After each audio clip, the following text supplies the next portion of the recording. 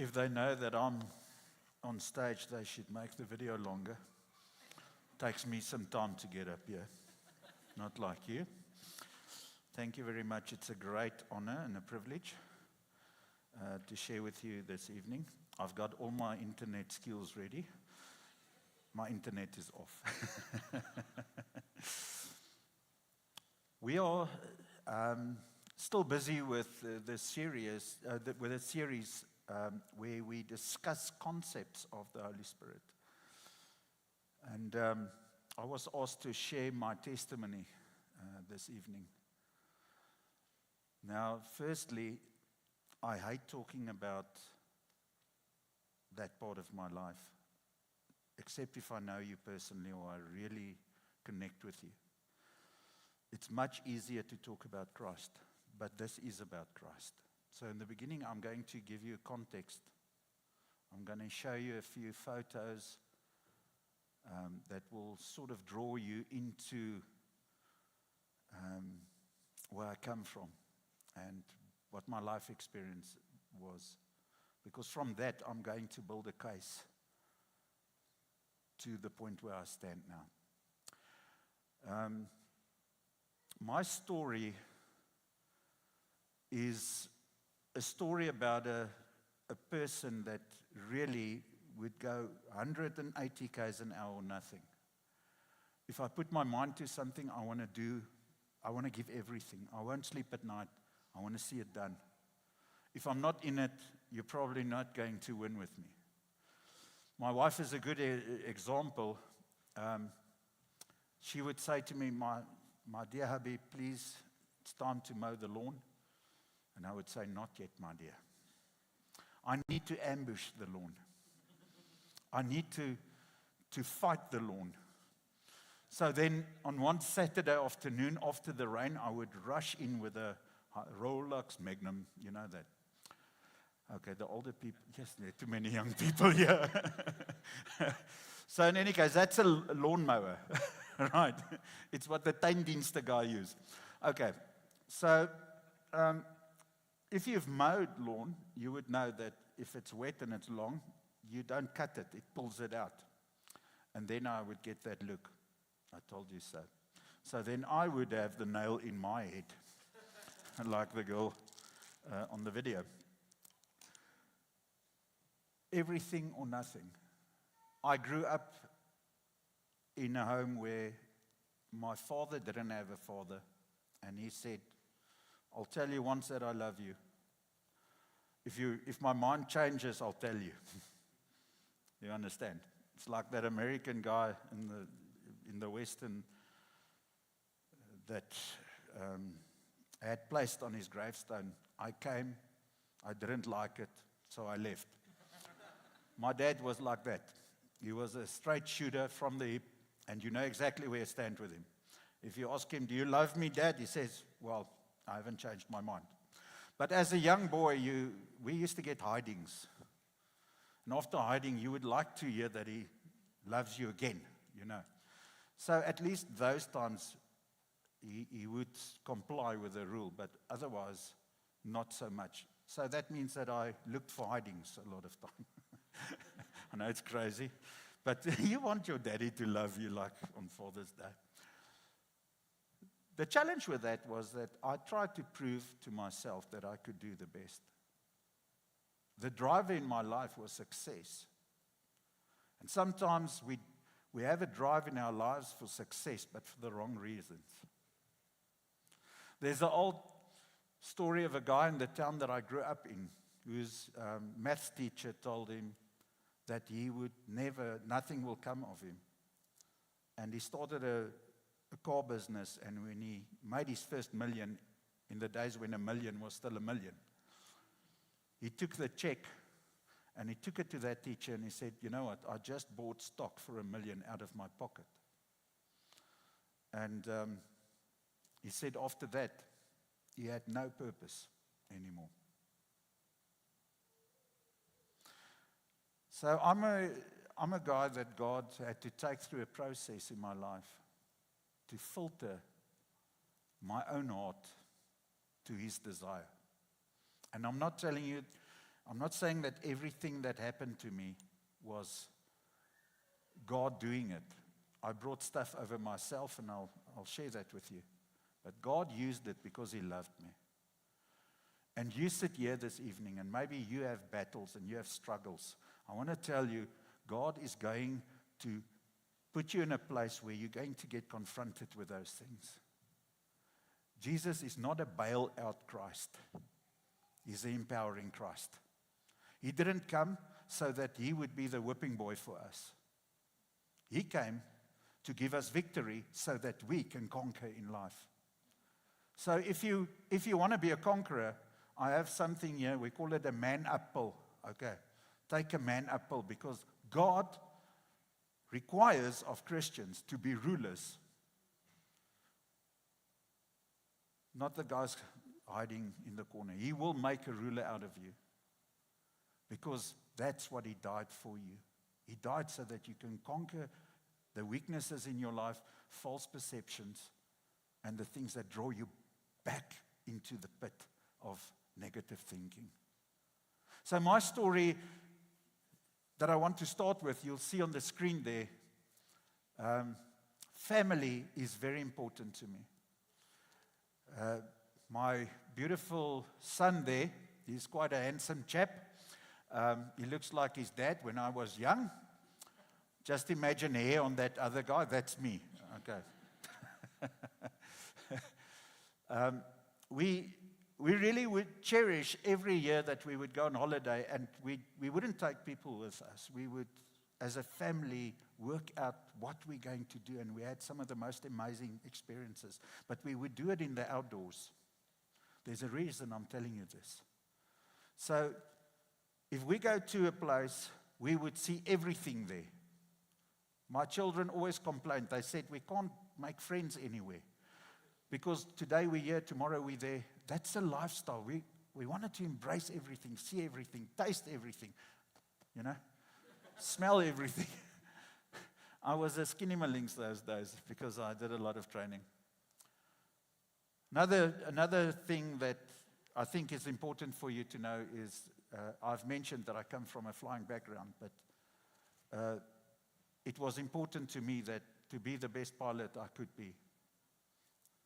I'm telling you this now. I didn't mention it in the morning services, but my dad was a lecturer at varsity, and I could study anything at varsity, so I became a pilot. And I wasn't spiteful. So he said, if you want to fly, fly to hell. So I had to pay for my own studies. And that just gave me more to work harder and harder. So I ended up with a South African airline transport pilot license, a US airline transport pilot license, and the EU airline transport pilot license, which means I could fly any aircraft that are registered in those areas. I was an intelligence officer when I did my military service, and I landed up flying for the UN. Then I flew for RAMCC, which is part of the Pentagon in Iraq. The middle line there is when we got intercepted by F-18s, when the transponder in our aircraft didn't work properly. It's very nice when you hear on the frequency, unidentified aircraft in Iraqi airspace. This is 6-shooter at your 6 o'clock. 1, 2, 3, 4, 5, 6. Behind me. Okay. And then we had to identify ourselves, and he said, okay, we've got a Charlie coming up your left. That's Charlie on my left. He was just checking us out. Whenever I was involved in stuff, I would make myself immiscible. I would give my best. And I'm honest when I say I probably did more by saving lives when I was in Iraq and Afghanistan and in Sudan that I probably ever did after that. But my wife got older and older every night she watched CNN. You understand what I'm saying? It's not for a family man. But why did I do that? Because I was busy with my own thing. I had a word over my life, and now I'm going over to the Christ story, because now you have the background. Gary Kieswetter once invited me to his house and he gave me a prophecy. And he said, you're going to do your thing. And he told me a lot of things. And he said, then you're going to end up in a desert. I thought it was an emotional, spiritual desert. And he said, and in that desert, God is going to call you into ministry. And I sat there 3 o'clock in the morning. We were being attacked for 2.5 hours, 3 hours. Then I can't place it. And I said to God, if I have to go now, I'm fine.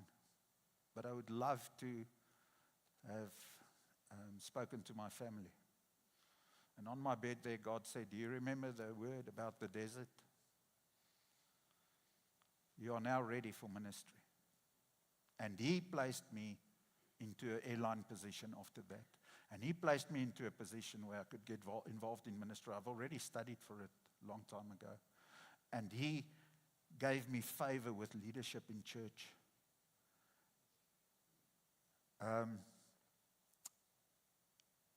Being a survivor of PTSD, I had to do things that helps me. So cycling is a very good thing. If you've suffered from trauma, buy a bicycle and drop it like it's a terrorist. Okay. Hit it. You will never get tired of it. So I did the cycling thing, and I have really close friends that I made with the cycling. Christian people. But there was this drive the whole time. I would pray on a bicycle. I would talk to God on a bicycle, but I would also have fellowship on a bicycle. It got to a point where we started doing endurance cycling, which means you do more than 130 k's in a day. And I would leave in Mossel Bay to Knysna in the morning, and in the afternoon my wife would pick me up there. It's about 150 k's, and you do the mountains. You climb about 3,500 meters. And then when I get to Knysna, I would say, why didn't I go to Plettenberg Bay? Why? Because something was chasing me. You know who was chasing me? Me. Nice driven. You have all the medallions. You have all the cups in the drawer. But there's something more. So I was called to Doxa Deo to be a leader of, you can skip the other one. Thank you very much. To be a leader of a campus, and God gave me a lot of favor. We would have more than 1,000 people on average on a Sunday. And I had a great team. The ministry staff are there. You see, we used to be formal in ministry. No, it was our year-end function. And I grew for 9 years with those people. So, career-wise, ministry-wise, I could have been at a good place. Pastor of a church, great people. Got my bicycle, my family all sorted out. I was never ready for what hit me then. Never. The fortunate thing is that I knew God. I've been in ministry for years. And when it happened, I knew where to go. So what happened was in 2021, my wife saw a spot on my back. Now in Afrikaans, you call it a moesie. You know why? Het moesie daar gewees het nie. Okay? And like a real alert guy, at the end of November of a year, when she said, let's go to the doctor and check it out, I said, no way, I'm not going to walk with a scar on my back on the beach. We'll go in January. So January, there was a mini lockdown again. So that was my excuse. I said, no, man, I'm not going to wear a mask and all that. So we went February. So we went to the doctor, and he said, can I have a look at that? Now, I don't know if some of you saw Friends, but one of the guys had a wart or something on his back. Have you seen that? Okay. Please don't watch Friends. It's of the devil. Let the pastors watch it. Okay. So in any case, I felt like Ross with his wart on his back, with all the doctors there. It was like, this thing is huge. And I have to take it out now because I know this is cancerous. And I lay there and he cut a golf ball size out of my back. Went home, and now I'm worried. And now my self-talk starts. Hey, maybe if you went to the doctor in November. Okay. They called me and they said, okay, it is a melanoma. It's a very aggressive type of cancer. So they sent me for tests, and after the tests, they said, okay, your blood is clean. We do not see any of it in your blood, but we need to take some of your skin out. I wanted to give you the photos, but Rihanna said, you'll never come to church again. All right, so what they did, they took out 15 centimeters by 10 centimeters area. So I lost my wings, okay? They cut that out, that skin out, and they clamped it, and I walked like this for a while. And everybody thought I went to gym, but it wasn't. It's because my back was a bit stretched, like some tunnies here. Okay. Sorry. Please have mercy, Lord. A year later, in 2022, I went for my annual checkup, and the doctor said, I'm a bit worried about you. The blood test shows that you might have a problem. Can I send you for a biopsy? I said, no, it's cool. You know everything. And they couldn't find anything, and he said, well, we'll have to do it in theater because we didn't get a result. And I said, that's fine. And the doctor asked me, if we find something, do you give me permission to cut it out? I said, yes. And I said to him before the operation, please, I want you to tell me exactly where we stand. Don't give it to me halfway. Give me the full package because I need to know what I take to God. They took out 29 lymph nodes in this very scrawly area here now because of my body there is, I got liposuction for free, of which 22 were cancerous. So when they pushed me out and I was awake, the doctor came to me, the surgeon, and he said, Koet, we became buddies, first name basis. He said, Koet, you asked me to be honest with you and to shoot it straight. I'm going to shoot it straight now. 22 of those glands or lymph nodes are cancerous, and you have between 2 and 7 months to live.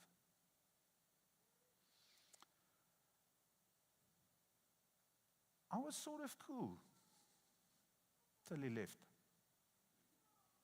Then I was uncool. Because I knew that what's in front of me now is going to challenge every perception, every shield that I built up in life to protect myself from myself. He said to me, chemotherapy won't work. You will probably have a 4% chance that you will make 2 extra years, but it will be with pain and a lot of discomfort.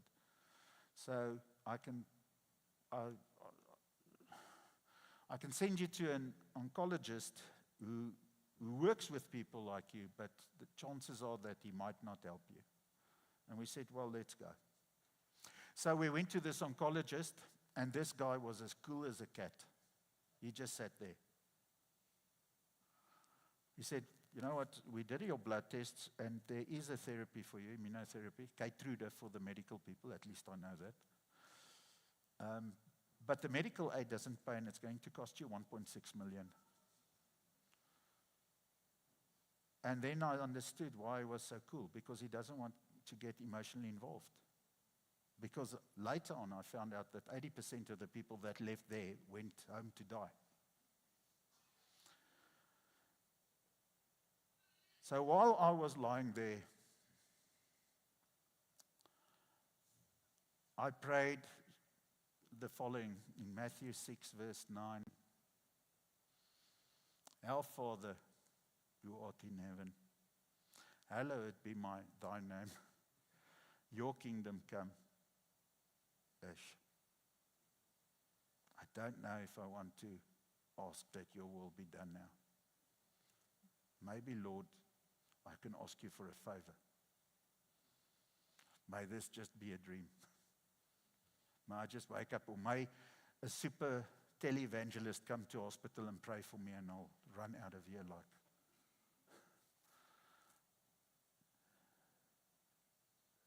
You get challenged with your faith.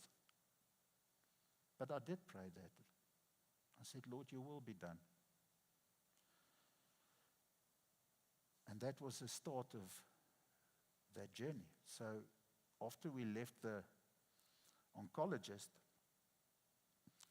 I told Rihanna that I did pray that when I was pushed out of theater. I didn't share that with her before that because I didn't want to upset her. But then I really upset her because I said to her, my wife, you know what? I'm not going to spend all our savings on trying to get me healthy because I said it's a 25% chance of the medicine actually working. I don't want to bankrupt you, so what I'm going to do is I'm ready. I'm ready. I'll go. And we have enough policies. Don't marry quickly. No, just joking.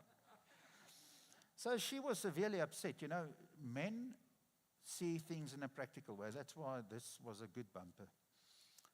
I thought that I was going to tell her that I'm okay and I'll go to the Lord.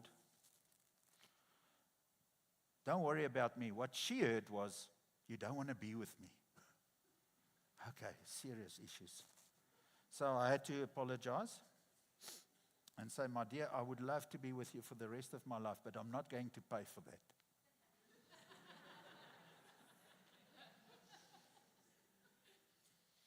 There was a bit of a hot-head there. Eh? I'm still battling with that. But God has me by the, you see, that's why I don't have a lot of hair here. He grabbed me by the fringe. So 2 days later, the CEO of a company that I did pastoral counseling and leadership development with contacted me and he said, "Good, I heard that you have a challenge."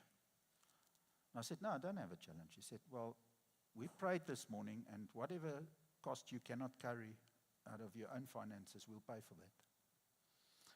Now, you know, Afrikaner men, we like to give, but we don't like to receive. They call it pride. So what did I say to him? No thanks. I know it's the only way, but no, I cannot take that. And he said to me, "Well, what I'm going to do is I'm going to pay it. If you pitch up or not, it's your problem, because God told us to pay for that." So I pitched up. I decided, okay, that's cool, I'll accept that.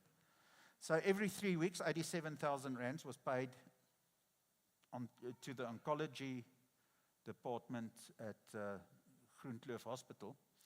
And it rounded up to about 1.8 million with all the doctor's fees.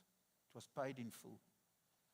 You see, with a crisis, God used people that I invested in to be the source that He would use in my life later on. I want to say to you, there are people, and I did pro bono work for them. I must say this, I didn't charge them anything, because I did it because I have a love for business people and the business sphere of society. And God said, because you do this at no charge for me, I will use this to glorify my name in your life.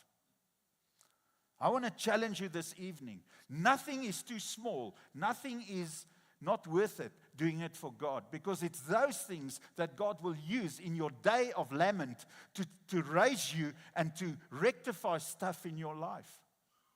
That's why God says He resists the proud people, the pride, but He lifts up the weak. He lifts the humble of heart.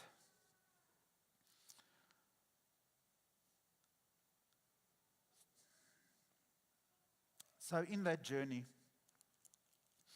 it wasn't that easy.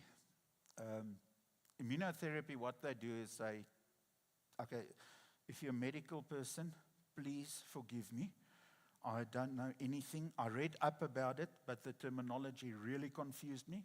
So I have my own way of understanding that. They take your blood, and all the strong soldiers in your blood that are very weak now, they give them a new shield and a new sword, and they put it back in your body, and it tells all the other soldiers in your body, hey, wake up, there's cancer, we're going to fight it. So your own body fights the cancer.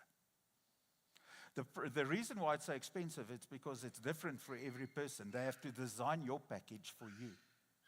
So what happened was my immune system had a great boost, and the cancer, they could see these gray lines in my head. I went gray within 3 months. I was totally, completely gray, and my skin went all white on top, and it's crazy because the melanin in my body was attacked by my immune system. So what happens then is when you have any infection in any part of your body starts attacking that organ. Not the organ in your body. Okay. We don't do this. So firstly, I had left kidney failure. Then they helped me, and it's 90% okay now. Then a lung problem. Then a lot of other issues. And in that journey, I had to say, God, I'm not going to bargain with you about my life. It is now a time to stand on what I believe. My question to you is, what do you believe of God? Because one day, you can get it answered now. Or one day when you're in trouble, you're seriously going to seek for those answers. And you're going to try to find it from people that probably are not the people that will be honest with you. I thank God for having tough times in my life where He came through. The first thing that I said in this whole journey is, God, I know that the first thing that you say about yourself is God is love. He's a loving God. In 1 John 4, verse 16, in the ESV, I want to read to you. So we have come to know and to believe the love that God has for us. God is love, and whoever abides in love abides in God, and God abides in him.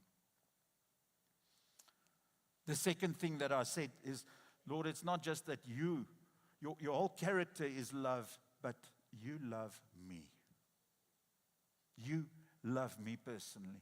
With all my faults, with all my failures, there's no way that I can qualify for healing, but I qualify for your love. Amen. In 1 John 4, verse 18 and 19, the scripture reads, there is no fear in love, but perfect love casts out fear. For fear has to do with punishment, and whoever fears has not been perfected in love. We love because He loved us first, or He first loved us. When you go to God with any challenge in your life and you sort that out, you have a starting point of grace and a starting point to see mercy in your life. Because you don't bargain with Him for healing. You live with Him for life. We in a Western civilization always think of physical well-being means blessing. I want to tell you, it's only the West who think like that. The Middle Eastern worldview is a worldview where suffering is as much a blessing as an experience of being blessed. Because it's in suffering where you learn how to cope, where you get strong. You know, when you go to gym, you suffer to pick up weights. Or in real life, have you ever met someone who grew spiritually because they've won the lotto? Huh?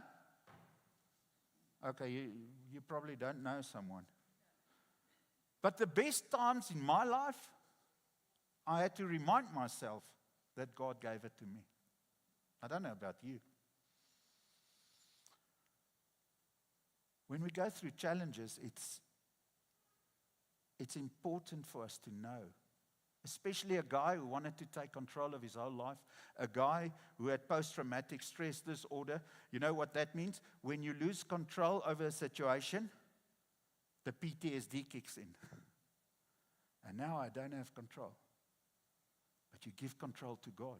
And you say, Lord, you love me. What does that mean? Whatever you decide from here, I'll go with that because you know best. You see, the healing I needed was first in my heart. Then I could get the healing in my body. We want the outward manifestation of what we need. And then what happens again? You go back to the same pain, the same problems that you had before. Because you are the cause of that. I cannot blame God for the cancer. I used to be on the bicycle for 9 hours on a Saturday. That's how long 200 km takes you.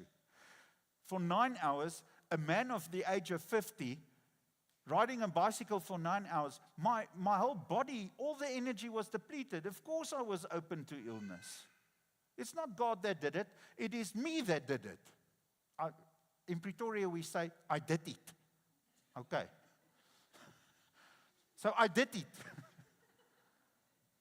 But God had grace. And He said, He responded with His love.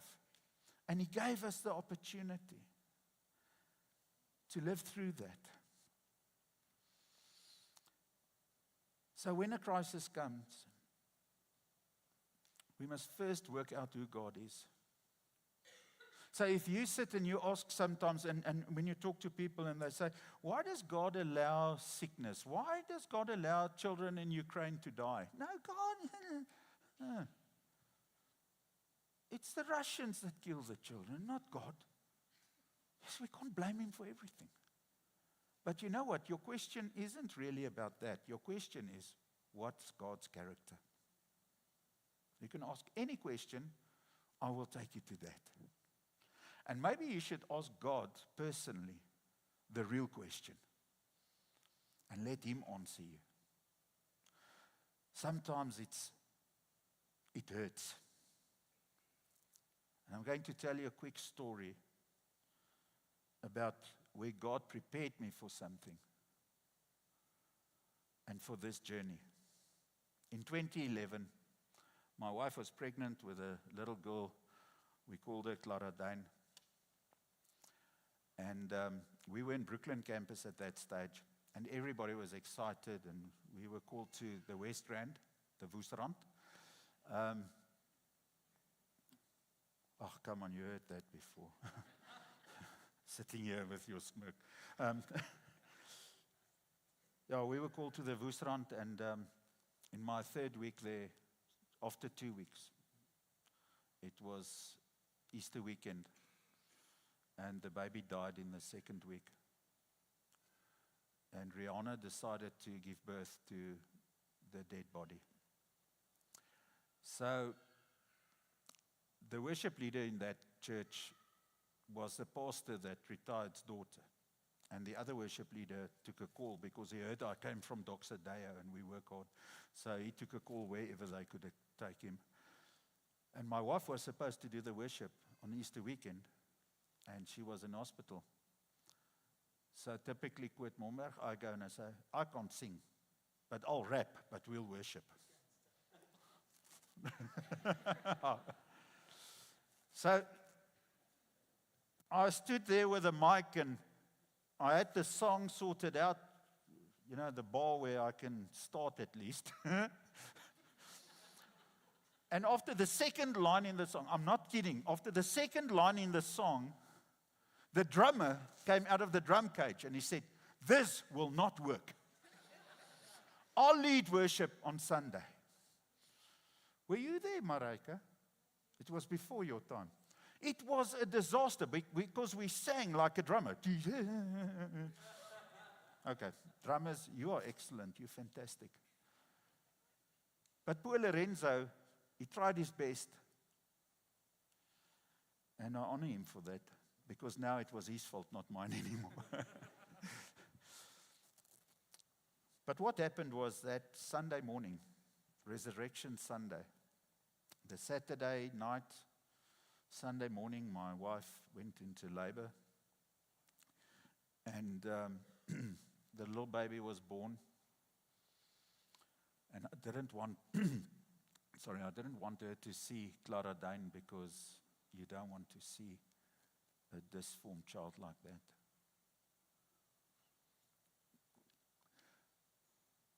So I manned up to the moment, and then at 4 o'clock in the morning, I went home. I had a shower, I shaved, and it was about 5:30 in the morning. The service starts at 8, I think, or 9, whatever. And I always remember I sat at the end of my bed, and I said to God, Lord, I'm really disappointed. We had so much word, so many people gave us prophecies about this child. Our faith was 100% in line. And we don't know how this happened. And I said to the Lord, God, you know what? If there was another God like you, I might have swapped allegiance. But there's only one God. I basically said to the Lord, Lord, I'm stuck with you. I don't like you right now. God loves it when we're honest, because he knows when we lie. Doesn't mean that we don't respect him. But if my children are not truthful with me, it's a sign of disrespect. I've always had a relationship like that with him, and him with me. And I said to him, Lord, I'm going to preach today about resurrection in life. But in my heart, I have nothing to say. But I do believe your scriptures are true, and I'm going to do it to the best of my ability. And that Sunday, I preached the sermon and went home. Me and my son had lunch, and then we went back to the hospital. And I said, God, how am I going to address this thing with my wife? The wonderful thing about that is, a year and a half later, Rihanna had Remy, our little girl. What a joy. Remy will never replace Clara Dane. And we don't have the answers for that. But the love and the support that we had, firstly, the love from the Holy Spirit himself, and secondly, the support from people, Christians around us, that really loved Christ, was amazing. And we got through it. So when I dealt with the cancer, I already knew God loves us. It doesn't matter where we are. The first challenge gave us the authority to stand in the second challenge. You are going to have challenges, my friend. You can choose to write the exam again and again and again, or you can embrace the truth. The enemy will test you on everything, but God wants to lift you up. God didn't kill my child.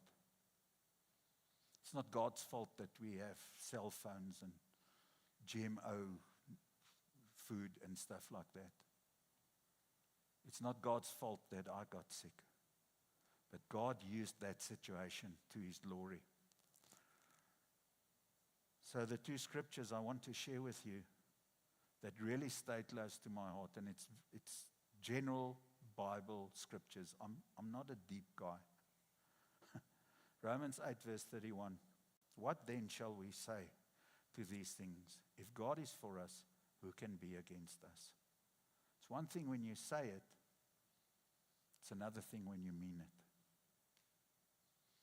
If you sit here today, if you sit here this evening, and you experience hopelessness, I want to tell you, God is with you. Stop listening to the voices around you. Listen to God. Get quiet. Stand still. Stop. And listen. And pour your heart out. Because when your heart is with Christ, He will show you the way. Amen. Romans 8 verse 38 and 9. For I am sure that neither death nor life,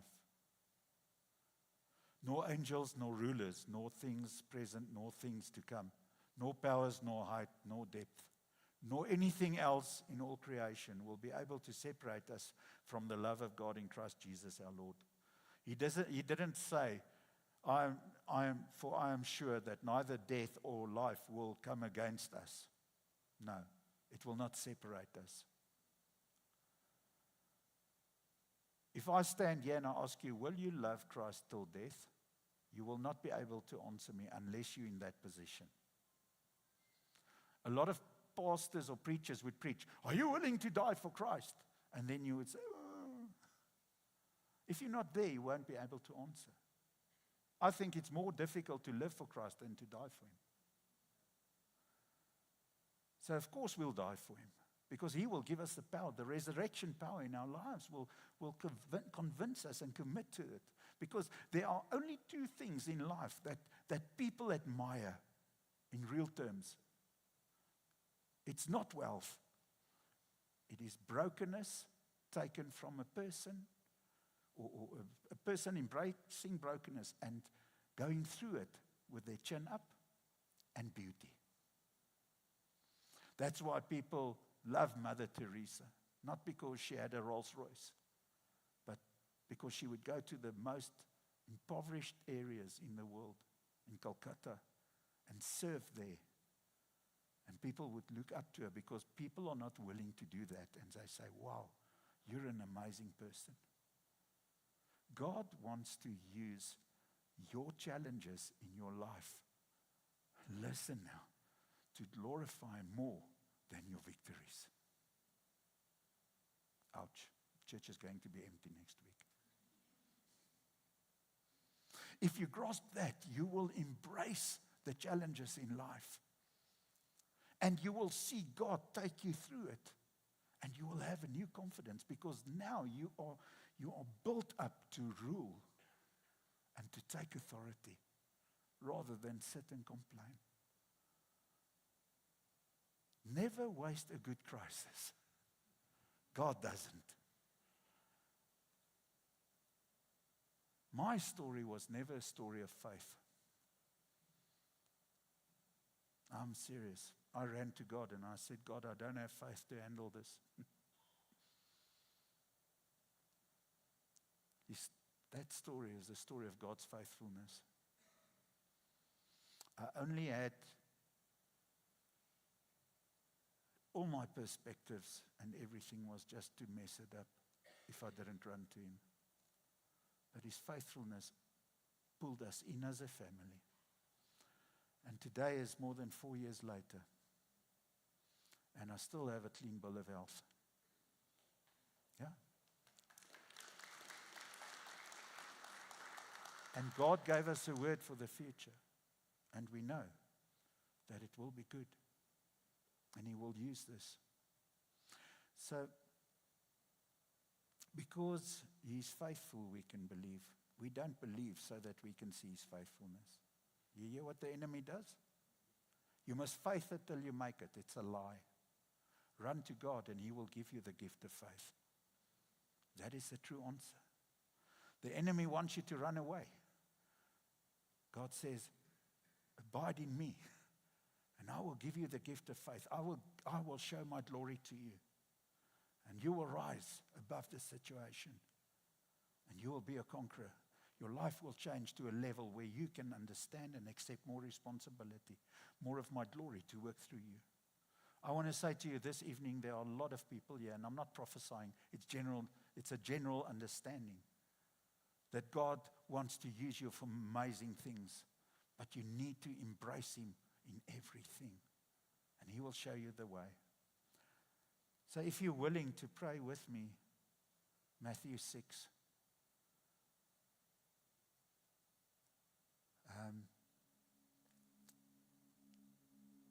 And not in the same way where we just pray, our Father who art in heaven, but I want you to take your challenges and your deepest fears, the things that you put away that you don't even want to think about. I want you to ask the Holy Spirit to bring it to the surface so that you can really commit to Him. Are you willing to pray with me this prayer and mean it no matter what? Our Father who is in heaven, hallowed be your name. Your kingdom come. Your will be done on earth as it is in heaven. Give us this day our daily bread, and forgive us our debts as we have forgiven our debtors, letting go of both the wrong and the resentment. And do not lead us into temptation, but deliver us from evil. For yours is the kingdom and the power and the glory forever. Lord, I pray this with each and every person here this evening. May you be glorified through our victories. May you be glorified through our pain. You are not just, if you're not the God of all, you the God of nothing at all. Will you be the God of all in our lives? We pray this in the name of Jesus Christ. Amen.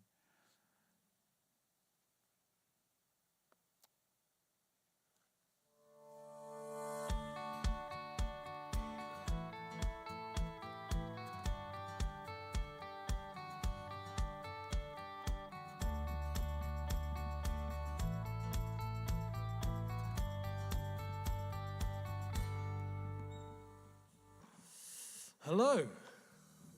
Hello, Gugu. Cobus. Good looking man. You're a good looking man. Thanks, brother. Not me. We didn't tell each other to say that.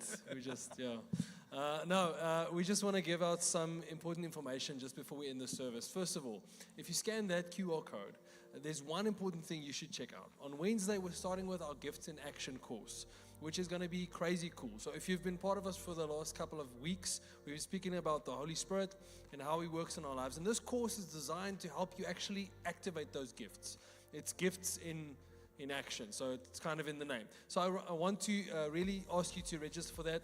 Space is limited and it is running out. So make sure you scan that, go to the Gifts in Action thingy and register right now. It's going to be awesome. But anything else you need in the campus, any events happening, anything that if you want to speak to us, there's a code on there. You can just scan that and go to our link tree. That'll give you all the links you need. And community is obviously a thing that we always talk about in this church. Small group is a thing. So we would love for you to get into a small group. If you haven't joined a small group yet, chat to Vuvu. There's Jacques. Cobus is a very friendly person if you're not afraid of him. And they'll put you into a small group that's suitable for you. Absolutely. Another thing is I just want to quickly make a space for you to give. We believe in giving. We believe in generosity. It's one of our values. And we just want to make a moment in every service where we celebrate, number one, everybody who gives faithfully. Thank you so much. I just want to honor you. And God honors you. He loves a cheerful giver. So if you've been giving, just thank you. But can I quickly just make a moment and pray over our finances and give you a moment to just reflect? And if maybe God is telling you in this moment, listen, it's time to be generous.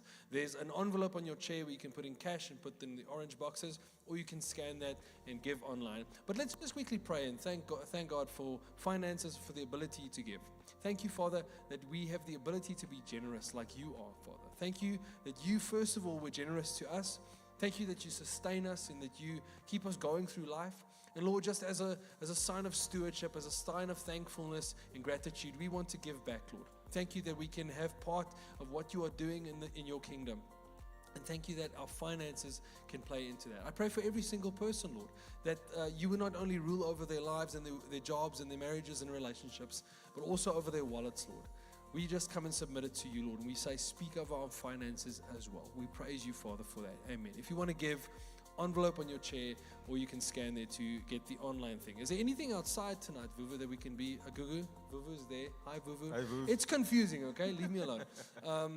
Is there anything outside tonight that we should be excited about? Yeah, look, we're always excited. After the service, there is coffee and tea, as well as the supercalifragilisticexpialidocious. Almost. Those guys with So the tea and close. scones. So close. Close So enough. close. So, scones, sweet things. You got a sweet tooth. Yeah. There's Yeah. something, we've got a tradition now. Yeah, you tell them. So one of us buys an eclair for the other person. So do that. Buy an Yeah. eclair for someone else. Just be a nice person. Don't be, just do it. Be a good person. The other thing, last thing on our minds is I quickly want to invite our prayer team to the front.